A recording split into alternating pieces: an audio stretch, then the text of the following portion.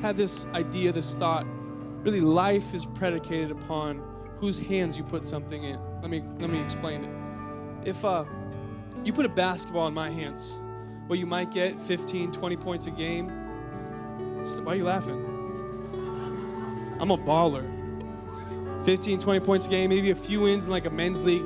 If the grace of God is on my life, maybe a championship at the end of the men's league.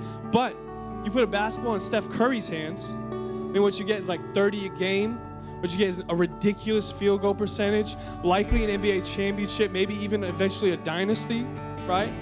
I'm thinking about, you put a paintbrush in my hands, you get a nice, cool stick figure. That's what you get. You put a paintbrush in Rembrandt's hands, in Da Vinci's hands, what you get is a beautiful masterpiece worth millions of dollars. People all around the world will come and see that painting.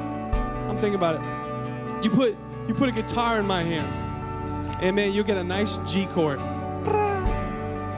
You put a guitar in David Melton's hands, come on. You put a guitar in Pisania's hands, or my boy Jaron over there's hands, and what happens? You get beautiful acoustics. You get unbelievable sound. You put some drumsticks in my hands, man, all you get is some clanging and banging. You put some drumsticks in my boy David Sampaio's hands, man, you hear the power of God. You hear the thunder from heaven. Man, you put a staff in my hands, and I can't do much with that. You put a staff in Moses' hands, Red Seas will part. You put a slingshot in my hands.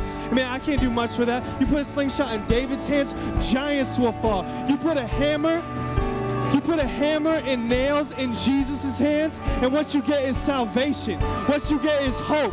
What you get is righteousness. What you get is grace. What you get is favor. Come on, what you get is calling. What you get is hope. What you get is redemption. Someone sing it out. Come on.